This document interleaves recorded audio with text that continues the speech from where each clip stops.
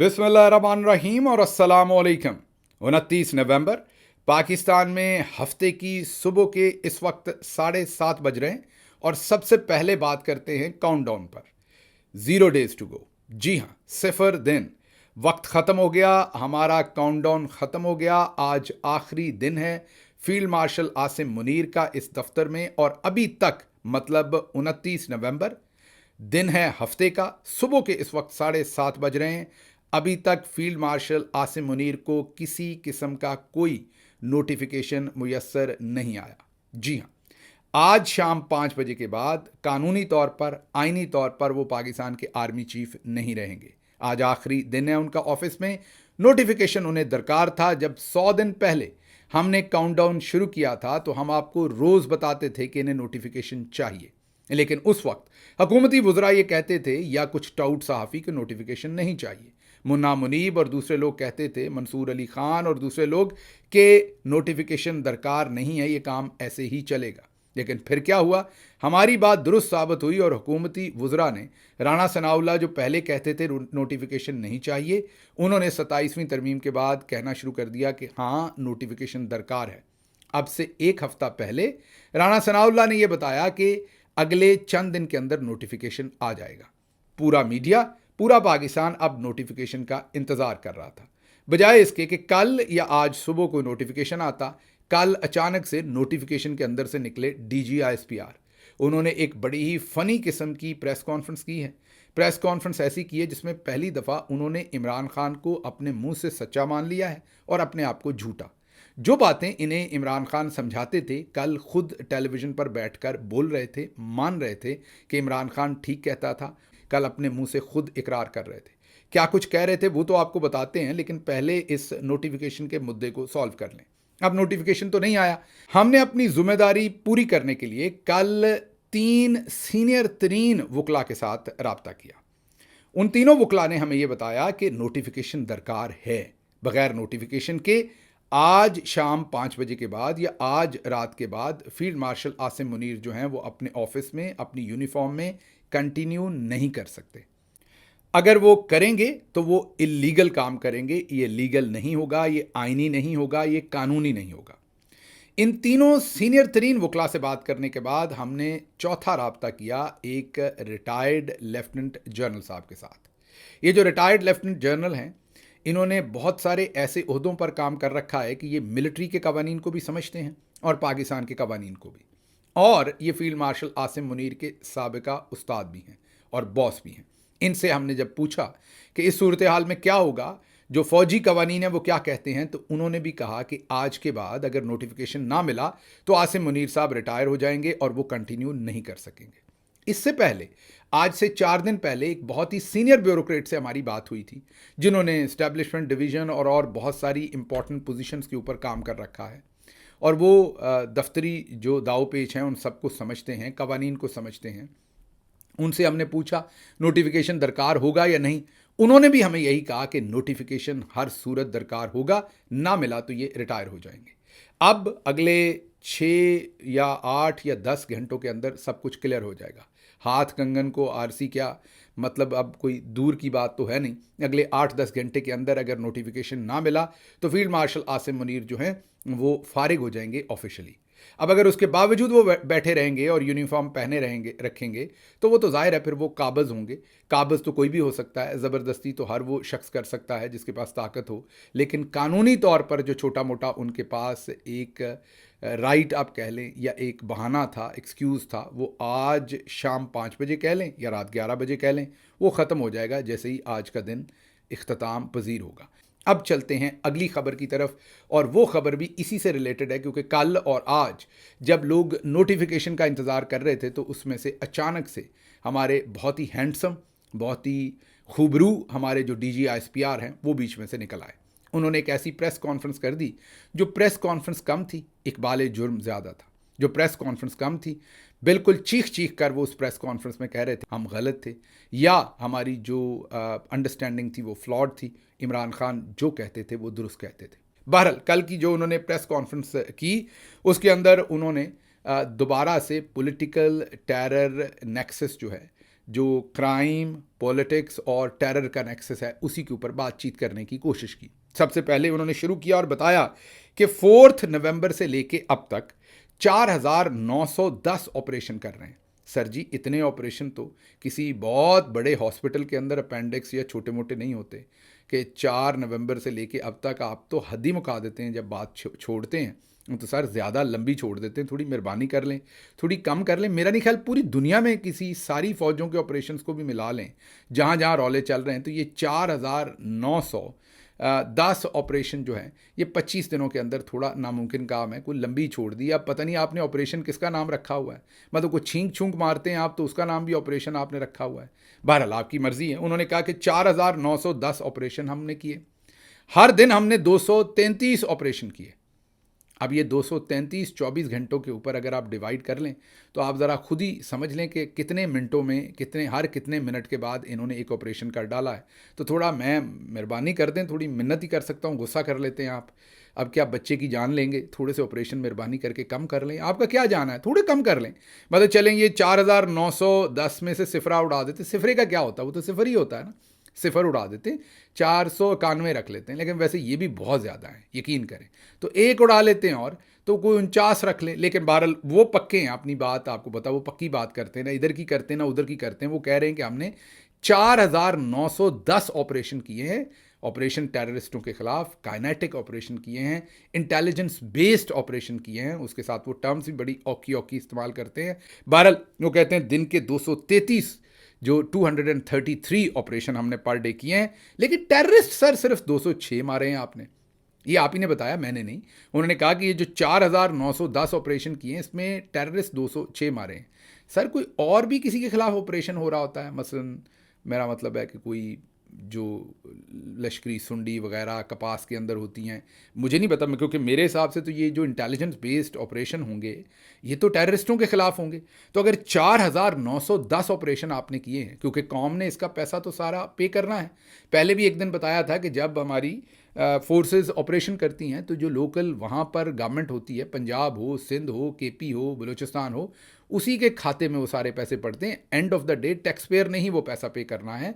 आपने सब ने जो माचिस के ऊपर, तेल के लीटर के ऊपर, सारी चीज़ों के ऊपर टैक्स देना है, उसी के ऊपर वो पैसा है। तो सर ये 4,910 और टेररिस्ट हमने टोटल मारे हैं 206 इनमें। थोड़ा नंबर सर यही ज़्यादा कर दें। चलें आगे आगे चलते हैं। आगे अब अगली बात आपको बताएंगे, वो इमरान खान हमेशा इनको समझाते थे, क्या क्या रहे थे।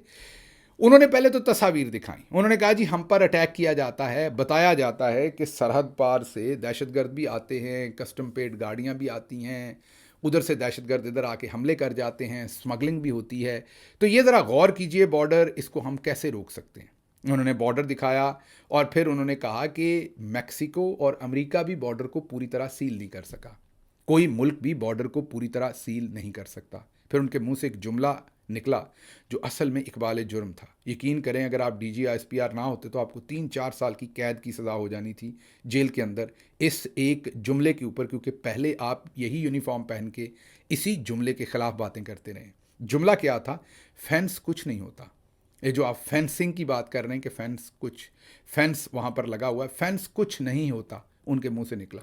तो सर पहले जनरल बाजवा से पूछ लें कि अगर फेंस कुछ नहीं होता तो कौम के अरबों डॉलर, जी हाँ अरबों डॉलर, दोबारा रकम रिपीट कर रहा हूँ, अरबों डॉलर, जो उन पर इल्ज़ाम भी है कि जनरल बाजवा ने अपने किसी रिश्तेदार को ठेका दिया था, तो कौम के अरबों डॉलर आपने तब फेंस पर क्यों लगाए थे? ये अगर फेंस सिर्फ इसलिए बनी हुई है कि बैडमिंटन खेली जा सकती है, एक टीम उधर खड़ी हो जाए एक इधर हो जाए और ऊपर से बैडमिंटन, तो फिर बैडमिंटन का नेट ही लगा लेते सर। हमें तो यही बताया गया था कि ये फेंसिंग हो जाएगी तो सारे मसले हल हो जाएंगे, और कौम का करोड़ों अरबों रुपया उसके ऊपर लगा था कि फेंसिंग के बाद मसला हल हो जाएगा। कौम ने वो पैसा भी दिया, वो बर्दाश्त भी किया, और आज आप अपने मुंह से कह रहे हैं कि ये फेंस शेंस कुछ नहीं होता, इससे कुछ भी रुकता नहीं है। आगे सुनिए उनके जुमले क्या हैं। वो कहते हैं कि ये फेंस कुछ नहीं होता, आप सारे हम पे तनकीद करते हैं कि वहाँ से दहशतगर्द आ जाते हैं, तो बॉर्डर की तस्वीरें दिखाई और कहा कि आप चाहते हैं कि हम सब कुछ सील कर दें, परिंदा पर भी ना मार सके, और जिसे आप फेंस कहते हैं ना, इसकी कोई वैल्यू नहीं होती। ये मेरा जुमला नहीं है। DG/ISPR ने कहा कि आप लोग चाहते हैं कि हम बॉर्डर को पूरी तरह सील कर दें, वहाँ परिंदा पर भी ना मार सके, ऐसा नहीं हो सकता। जिसे आप फेंस कहते हैं ना, वो जंगला जो लगा हुआ है, वो कहते हैं जिसे आप फेंस कहते हैं उसकी कोई वैल्यू नहीं होती। कोई पकड़ेगा और 1 मिनट में काट देगा और काट के अंदर से गुजर आएगा। सर ये उस वक्त क्यों नहीं पता था आपको जब आपने करोड़ों अरबों रुपया कौम का लगाया, खून पसीने का पैसा लगाया, और आपने कहा था कि इस फेंस के लगने के बाद यहां से दहशतगर्दी खत्म हो जाएगी। अब आपको याद आया। दूसरी बात उन्होंने एक और तस्वीर दिखाई और लोगों से पूछा कि क्या आपने कभी सिंध और पंजाब और बलूचिस्तान इनके बॉर्डर्स के ऊपर, बिल्कुल बॉर्डर के ऊपर, वैसे तो आपने एग्जाम्पल बहुत ही गलत दी सर, ये आप हैं तो आप समझदार, लेकिन ये वाली बड़ी नालायक बात की आपने, क्योंकि उन्होंने अफगानिस्तान और पाकिस्तान के बॉर्डर को सिंध और बलूचिस्तान के बॉर्डर से कंपेयर किया और पंजाब और सिंध के बॉर्डर से कंपेयर किया। मैं आपकी अकल को 21 तोपों की सलामी दे सकता हूँ। वो 2 मुल्क हैं, यहाँ 2 सूबे हैं, लेकिन आप बादशाह हैं, कुछ भी कह सकते हैं।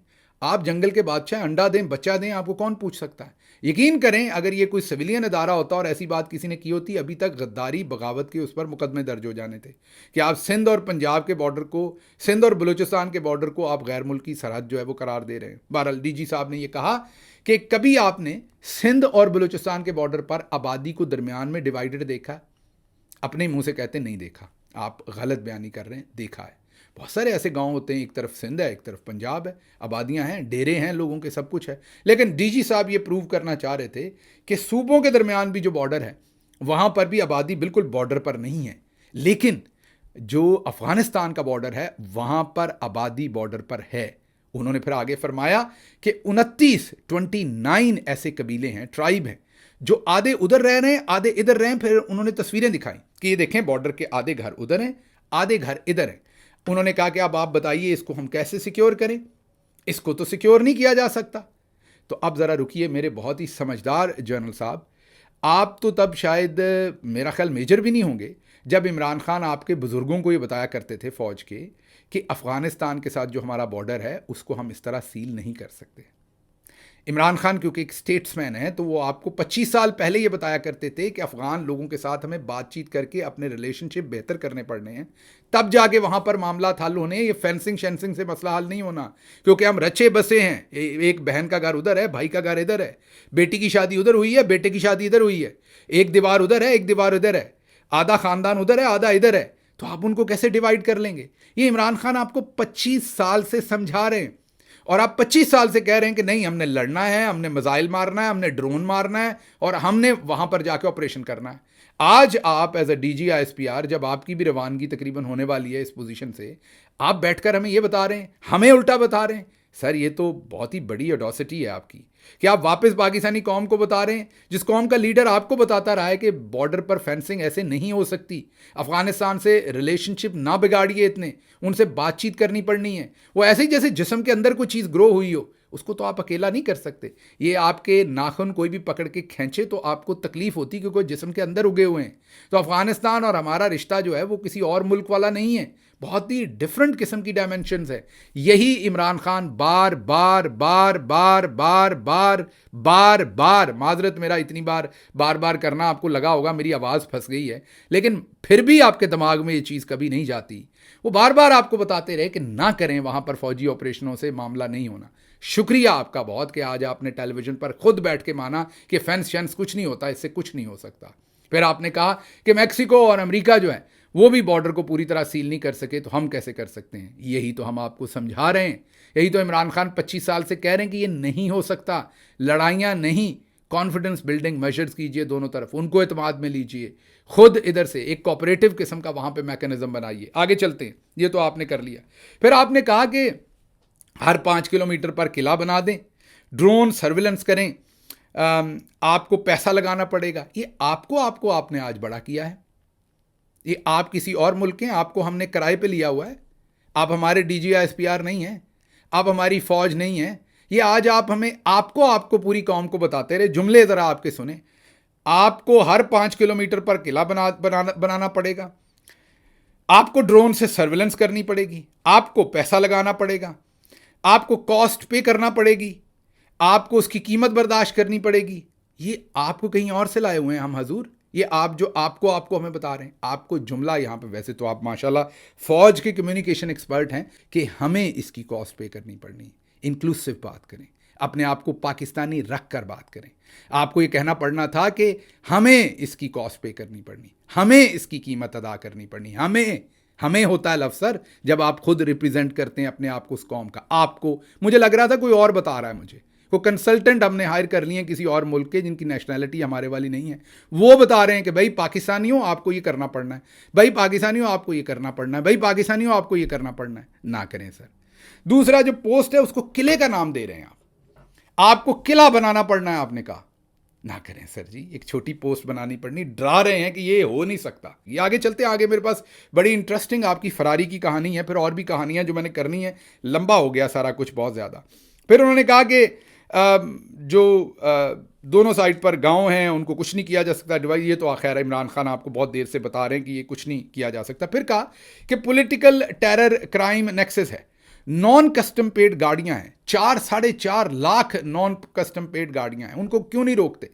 उनको बॉर्डर को तो हमने सिक्योर करना है, तो ये जो 4-4.5 लाख नॉन कस्टम पेड गाड़ियां वहां घूम फिर रही हैं, इनको हुकूमत क्यों नहीं चेक करती? ये हुकूमत का काम है इन्हें चेक करना। हुकूमत इनको क्यों नहीं पूछती? हुकूमत इन्हें क्यों नहीं चेक करती? बार बार उन्होंने सवाल पूछा। सर आप चाहते पता क्या है? आप चाहते हैं कि केपी में डीसी भी आपकी मर्जी के लगें, डीपीओ भी आपकी मर्जी के लगें, मैंडेट भी आप किसी का एहतराम ना करें, वहां के चीफ मिनिस्टर को गलियों बाजारों में आप रोलें, वहां पर ड्रोन हमले आप जब दिल करता है वो शुरू कर दें, ऑपरेशन जब दिल करता है शुरू कर दें, वहां की गवर्नमेंट को आप कभी एतमाद में ना लें। आप कहें कि जो चीफ मिनिस्टर हमें कबूल नहीं होगा उसको आप पेशावर जाकर कहें। आप मैंडेट का एहतराम ना करें, आप किसी गवर्नमेंट का एहतराम ना करें, आप किसी गवर्नमेंट को उसकी स्पेस ना दें, बॉर्डर के ऊपर क्या हो रहा है उसका आप कोई हिसाब ना दें, कोई सवाल पूछ ले तो गद्दार और बागी करार पाए, और फिर आप कहते हैं ये गवर्नमेंट ने काम करना था। केड़ी गवर्नमेंट सर? कौन सी गवर्नमेंट छोड़ी हुई है आपने? आप ही सब कुछ हैं, अंदर और बाहर आप ही सब कुछ हैं। ऐसे तो नहीं आप कर सकते कि मीठा मीठा हप हप कड़वा कड़वा थू थू। मतलब गवर्नमेंट्स को आपने पैरालाइज किया हुआ है, गवर्नमेंट्स आपने अपनी घर की लौंडी बनाई हुई हैं। आप डिप्टी कमिश्नर छोड़ें, असिस्टेंट कमिश्नर आप अपनी मर्जी के बगैर नहीं लगने देते, तो गवर्नमेंट कौन सी रह गई? कार्रवाई सारी आपने डालनी है और जिम्मेदारी बाद में गवर्नमेंट्स के ऊपर डाल देनी है। यह भी बड़ा जबरदस्त काम है। तो अगर गवर्नमेंट्स ने वहां पर नॉन कस्टम पेड गाड़ियां, तो फिर गवर्नमेंट आपसे पूछेगी कि ये नॉन कस्टम पेड गाड़ी उधर से आई है, इधर कैसे? कहानी सुनाते हैं आपकी अपनी नॉन कस्टम पेड गाड़ी की, आगे चल के आपकी अपनी मीन आपके इदारे में से एक जनरल साहब की, वो आगे चल के सुनाते हैं। लेकिन ये गवर्नमेंट्स को पहले गवर्नमेंट तो बनने दें। गवर्नमेंट तो बनते ही उसके खतरे कर देते हैं आप 4-5 दफा। वो तो पता ही नहीं होता गवर्नमेंट को कि मैं गवर्नमेंट भी हूं कि नहीं हूं। उसे तो पल्ले कुछ नहीं छोड़ते आप किसी गवर्नमेंट के भी, और सारे हर चीज आप खुद अपॉइंट करवाते हैं और फिर कहते हैं ये आपने रोकना था, आपने क्यों नहीं रोका? आगे चलते हैं सर। फिर कहा कि उधर अफगानिस्तान की तरफ फिर शुरू हो गए। कहा कि वहां पे जो हुकूमत है वो नॉन रिप्रेजेंटेटिव है, वो लोगों की रिप्रेजेंटेटिव नहीं है, लोगों ने उन्हें चूज नहीं किया, वोट नहीं किया। सर आप लोगों के रिप्रेजेंटेटिव हैं, हालात इधर भी वही हैं सर। आपने भी यही काम कर रखा है, आपने मैंडेट लूटा हुआ है। 17 सीटों वालों को आपने गवर्नमेंट में डंडे के जोर पे बिठाया है, मैंडेट छीन के लोगों के पोलिंग स्टेशन के ऊपर आपने बेईमानी से फॉर्म 47 जारी किए, वोट छीने, मारा पीटा, आपने इंतखाबी निशान छीना, आपने हमारे लीडर को जेल में डाला, 200 से ज्यादा मुकदमे किए, लोग कत्ल हो गए पाकिस्तान में सारे प्रोसेस के अंदर। आपने वो सारा मैंडेट आपने अपने हाथ में कर लिया और फिर उन्हीं से आपने करवा के, उन्हीं से आपने तरामीम करवा के उसी जाली असेंबली से अब आप अपने आप को चीफ ऑफ डिफेंस फोर्सेस भी बना रहे हैं। तो सर जैसे वहाँ नॉन रिप्रेजेंटेटिव है ना, जिनको आप कह रहे हैं तालिबान में होंगे, वो भी, मैं नहीं कह रहा वो रिप्रेजेंटेटिव हैं, इस वक्त हालात आपके भी यही हैं, आप भी रिप्रेजेंटेटिव नहीं हैं। फिर आपने कहा कि रिप्रेजेंटेटिव ये कैसे हो सकते हैं? 50% तो किसी भी मुल्क में औरतें होती हैं। और क्या अफगान तालिबान औरतों को रिप्रेजेंट करते हैं? मुझे नहीं पता करते हैं कि नहीं, मेरा ख्याल नहीं करते, क्योंकि पढ़ने नहीं देते उन्हें यूनिवर्सिटी कॉलेज में, जो बहुत बुरी बात है, जिसकी मैं सपोर्ट में हूँ। उनकी एजुकेशन हर चीज़ उनका हक है, तो मेरे ख्याल में तो वो रिप्रेजेंट नहीं करते अनफॉर्चुनेटली। उन्हें अपने इन रवैयों पर नज़रसानी करनी चाहिए। लेकिन क्या आप करते हैं? आपने जिनको 90% कौम ने वोट दिया, उनकी औरतों के सारे आपने वोट छीन लिए। कौसर परवीन को आपने हरवा दिया, वहां पर मंडी बहाउद्दीन में यास्मीन राशिद साहबा को आपने लाहौर में हरवा दिया। एक एक औरत का हक जो है वो आपने लूटा फॉर्म 47 पर। आप रिप्रेजेंट कर रहे हैं पाकिस्तान की औरतों को, आपने उनका तहफ़्फ़ुज़ किया है, आप तो खुद उनका मैंडेट छीनने वाले हैं सर। गुस्सा कर जाएंगे आप, मजीद बातें इस पर हुई तो। खैर आगे चलते हैं। आपने फिर कहा कि 2024 में 3,66,000 अफगानों को यहाँ से वापस भेजा, 2025 में अभी तक 9,71,000 को, पिछले 1 महीने या 2 महीने में 2,39,000 को आपने भेजा। फिर आपने कहा यूरोप में बैठे लोग यहाँ की सियासत पर बातचीत कर रहे हैं। जो 3 अकाउंट आपने दिखाए वो तीनों मेरा नहीं ख्याल सियासत पे बात करते हैं, वो मिलिट्री और टेररिज्म और इसके ऊपर ज़्यादा बात करते हैं। तकलीफ़ आपको हम जैसे लोग और बहुत सारे लोगों से है जो सियासत पर, फॉर्म 47 पर, मैंडेट पर बात करते हैं, लेकिन उनकी आपने तस्वीरें नहीं दिखाई, तस्वीरें किसी और की दिखाई, बात कहीं आपने और की। फिर आपने कहा कि रियासत के ख़िलाफ़ और फ़ौज के ख़िलाफ़ बयानियाँ बनाते हैं। सर फ़ौज नहीं, चंद जर्नल्स जिन्होंने ये सब कुछ किया हुआ है। वैसे रियासत आप नहीं, और आपने खुद ही पेशावर में कहा था कि आप रियासत नहीं हैं। ये मैं नहीं कह रहा, ये आप ही ने कहा था। अच्छा जी, अब चलते हैं आगे ज़रा। और भी आपने बातें की। आपने कहा कि हक बातिल पर गालिब आता है। सर यही सोच के हम भी लगे हुए हैं, यकीन करें, बाकी तो आगे अंधेरा है। आप ही की बात, आपने कहा अल्लाह का कानून है, हक बातिल पर गालिब आता है। आप ही की बात सर, हम भी लगे हुए हैं। फिर आपने कहा कि रिजॉल्व की कमी पाकिस्तानियों में नहीं है। ये जब आप हमें डील करते हैं तो आपको लगता है हम में रिजॉल्व की कमी है। आप ही जैसे हम भी पाकिस्तानी हैं, आपकी और हमारी माएँ साझी हैं, एक ही जैसे बच्चे पैदा किए हुए हैं। तो अगर आपको लगता है कि आपकी तरफ रिजॉल्व बढ़ा है तो हमारी तरफ रिजॉल्व कैसे कम है? आपको कैसे लगता है आप हमारे नामों पर लकीर फेर देंगे, हमें मिटा देंगे और हम आगे से नहीं बोलेंगे? तो ज़रा इन हाउस भी थोड़ी सी अपनी अकाउंटेबिलिटी कीजिए कि आप खुद पाकिस्तानियों के साथ क्या कर रहे हैं। आगे चलते हैं जी। आपको एक कहानी सुनानी है जल्दी से। वीलॉग थोड़ा सा आज लंबा होगा, उसके लिए माजरत, मेरे पास एबिलिटी नहीं इससे शॉर्ट करने की। से फौज ने, जब फौज के अंदर 2 अफसरान जो असल में शहीद हुए लेकिन उनको स्मगलर बना दिया गया। ये कहानी है जनाब मोहतरम मेजर जनरल एजाज शाहिद, जो FC के मेजर जनरल थे और कमांडेंट ऑफिसर थे। उनके साथ हुआ क्या? हादसा हुआ 26 नवंबर 2014 कोयटा में। 26 नवंबर 2014 कोयटा में हुआ क्या कि मेजर जनरल एजाज शाहिद साहब, जो उस वक्त IG थे FC के, FC जैसे फ्रंटियर कंस्टेबलरी, मतलब आप इसे यही समझे कि एक नीम फौजी दस्ता जैसे रेंजर्स होता है, इस पर भी मेजर जनरल साहब ही बैठते हैं, तो उसे फौजी दस्ता ही समझें आप। तो मेजर जनरल एजाज शाहिद साहब के बेटे ने महंगी एक गाड़ी दरामद की सर, नॉन कस्टम पेड, जो अभी आप 4.5 लाख गाड़ियां बता रहे थे ना, उसी तरह की गाड़ी सर आपके मेजर जनरल साहब ने दौरान ड्यूटी, ये मैं नहीं कह रहा, ये डॉन TV ने और जियो TV ने ये न्यूज़ पब्लिश की थी, वो गाड़ी बाहर से मंगवाई। वो गाड़ी में कुछ ख़राबी थी। मेजर जनरल साहब ने ड्यूटी लगाई 2 फौजी अफसरान की, कर्नल शकील साहब और मेजर यासिर साहब को, कि आप इसे दुरुस्त करवाएं, मीन गाड़ी की मेरे बेटे ने चलानी है तो गाड़ी ज़रा ठीक करवाएं। अब कर्नल साहब ने और मेजर साहब ने ज़ाहिर है पहले फरारी नहीं चलाई होगी, उनको नहीं पता होगा कि पाँव दें तो कितनी भागती है। वो ठीक करवाने जा रहे थे या ठीक करवाने के बाद उन्होंने कहीं भगा के देखी, उनका एक्सीडेंट हुआ और दोनों वहाँ पर खाल के हकीकी से जा मिले हादसे में। जाहिर है खाल के हकीकी से जा मिले तो हम शहीद कहेंगे उन्हें, अपने भाइयों को, तो वो शहीद हो गए। जब शहीद हो गए, क्योंकि नॉन कस्टम पेड गाड़ी थी सर, रौला मच गया क्योंकि गाड़ी कस्टम पेड नहीं थी, तो अब क्या करना था? अब उन दोनों को गाड़ी का स्मगलर करार दे दिया गया सर। उन दोनों को जो वफात पा गए, मेजर जनरल शाहिद साहब ने उन दोनों को, एजाज शाहिद साहब ने उन दोनों को स्मगलर करार दे दिया सर। उनके घर वालों को इससे बड़ी तकलीफ हुई, होनी भी चाहिए थी। उन्होंने आर्मी चीफ को दरख्वास्त दे दी, हमारे फील्ड मार्शल साहब जो उस वक्त थे, फील्ड मार्शल तो नहीं थे, आर्मी चीफ थे, लेकिन वो भी फील्ड मार्शल ही थे, राहील शरीफ, उनको एप्लीकेशन दी कि जनाब हमारे बच्चों के साथ ये जुल्म हुआ है। उन्होंने एक इंक्वायरी मार्क कर दी। इंक्वायरी मार्क की तो कुछ का कुछ और ही खुला। इंक्वायरी मार्क की तो पता चला कि ये गाड़ी तो नॉन कस्टम पेड थी और इसे बाहर से मंगवाया गया था और एजाज शाहिद साहब ने अपने बेटे के लिए मंगवाया था। और ये जितनी महंगी गाड़ी है उसका हिसाब किताब तो एजाज शाहिद साहब के पास है नहीं, मतलब मीन्स नहीं है कि वो जस्टिफाई कर सके कि उन्होंने ये गाड़ी कहाँ से मंगवाई है। मंगवा तो ली, और फिर ये जो दोनों कर्नल शकील और मेजर यासिर थे, इनको गाड़ी मुरम्मत करने के लिए दी गई थी, जिस हादसे में ये शहीद हो गए। मजीद इन्वेस्टिगेशन की गई तो पता चला कि ना सिर्फ वो, बल्कि उनसे पहले वाले लेफ्टिनेंट जनरल अबैदुल्ला खान खटक, वो भी करप्ट प्रैक्टिसेस में, करप्शन करने में मुबैना तौर पर रिपोर्टेडली इन्वॉल्व थे। जी हाँ, ये अखबार लिखता है कि मेजर जनरल एजाज शाहिद साहब के बारे में तो ये पता चला ही चला कि उन्होंने ये अपने बेटे के लिए फरारी ली और उनके पास पैसे प्रूव करने का कोई पॉइंट नहीं था।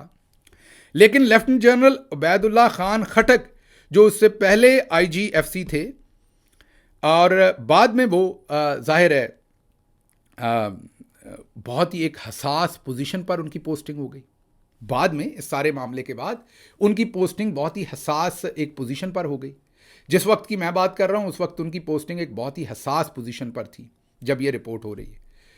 और उनके साथ ब्रिगेडियर असद शहजादा, ब्रिगेडियर सैफुल्ला, ब्रिगेडियर आमिर और कर्नल हैदर, ये तमाम के तमाम जो है वो करप्ट प्रैक्टिसेस या रॉन्ग प्रैक्टिसेस में मुलव्वस पाए गए। वो गाड़ी तो एक्सीडेंट में तबाह हो गई, लेकिन ये सारे भी मुलव्वस पाए गए। सर ये नॉन कस्टम पेड गाड़ी थी। डीजी ISPR साहब, आपके मेजर जनरल साहब और आपके लेफ्टिनेंट जनरल साहब, आपके ब्रिगेडियर्स, आपके कर्नल, सब इसमें इन्वॉल्व, आपकी अपनी इंक्वायरी कह रही है। फिर सर करप्शन की नोयत क्या थी? अखबार लिखता है तेल चोरी, गाड़ियाँ स्मगल और चोरी, गाड़ियाँ चोरी, स्मगल, लग्जरी अशिया, इसमें सहूलतकारी, जो चेक पोस्ट हैं उन पर रिश्वत, गैर कानूनी दौलत कमाना। फिर सर 2016 में सजा दी इनको। 6 अफसरान को forced retirement they the sir, remove from service कर दिया उन्हें, डिसमिसल नहीं किया सर। जब डिसमिसल नहीं किया तो कोई कोर्ट मार्शल नहीं हुआ, पेंशन इन्हें मिलती रहेगी सिर्फ 25% कटौती के साथ। डिस्काउंटेड रेट है ना सर।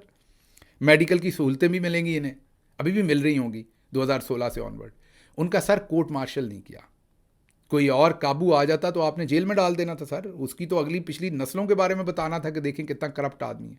लेकिन इनको सिर्फ रिमूव फ्रॉम सर्विस कर दिया। पेंशन भी मिल रही है 25% कटौती के साथ, मेडिकल अलाउंस भी मिल रहा है और इनका कोई कोर्ट मार्शल नहीं हुआ। तो ये सर सूरत हाल है आपकी तरफ। सिर्फ आपको ये बताना था कि ये जब आप बातें सुनाते हैं ना, ये बड़ी आसान है। पहले तो कौम की आंखों पर पट्टी थी, वो सवाल नहीं पूछते थे, अब कौम सवाल पूछती है।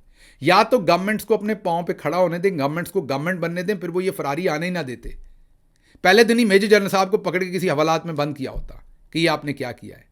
जब आपने रियासत के ऊपर एक रियासत बना रखी है और आप अपने आप को खुद ही, अभी परसों भी आपने कहा कि हम ही रियासत हैं, तो फिर जवाब भी सारे आपने देने। फिर ये नहीं हो सकता प्रेस कॉन्फ्रेंस करें और दूसरों से बैठ के जवाब मांगना शुरू करें। तो ये एक किस्सा है सिर्फ जो आपको सुनाया, और ये मैं अपने पास से नहीं सुना रहा।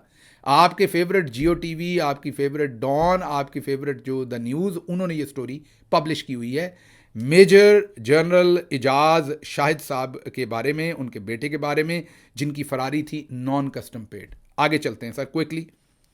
एडिशनल सेक्रेटरी सलमान चौधरी ने सेनेट की कमेटी को आगाह किया है कि मुत्तहिदा अरब अमारात पाकिस्तानियों को अब वीज़े नहीं दे रहा।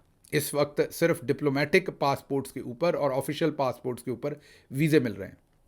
अभी तो आपने अभी 5वां सितारा लिया, फील्ड मार्शल बने।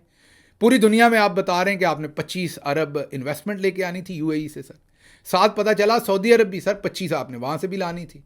आपने तो अभी सऊदी अरब के साथ सर दफाई मौदा किया कि सऊदी अरब पर जो हमला है वो हम पर हमला तस्वर होगा। अगलों ने हमारे मजदूरों के सर इस वक्त पासपोर्ट मतलब के वीज़े बंद किए और वजह उनके पास होगी। उन्होंने गलत नहीं किया होगा, मैं उन पर तनकीद नहीं कर रहा, उन्होंने अपने कवानीन के मुताबिक ठीक किया होगा। आप तो कह रहे हैं कि हम डिप्लोमेटिकली बड़ी चढ़ाइयाँ हमारी और हालात हमारे ये मैं नहीं कह रहा। एडिशनल सेक्रेटरी दाखिला सलमान चौधरी ने सेनेट की कमेटी के अंदर ब्रीफिंग दी है कि इस वक्त वीज़े शीज़े कोई नहीं लग रहे, कहानी हमारी बंद है।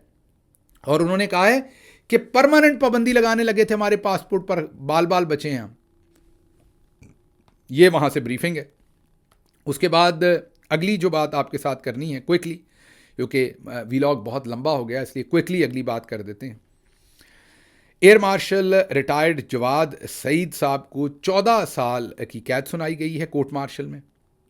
इन पर इल्ज़ाम ये लगाया है कि 24 जनवरी से 27 जनवरी 2024 तक ये कोर्ट मार्शल जारी रहा है जिसमें ये सज़ा सुनाई गई है और 14 साल की सज़ा है।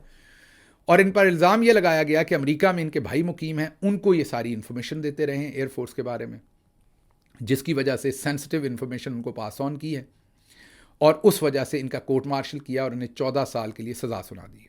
उनकी फैमिली, उनकी बेगम, दूसरे लोग जिन्होंने कोर्ट के अंदर अप्लाई कर रखा है कि उनके साथ जुल्म हुआ, वो ये कहते हैं कि ये वजह नहीं है।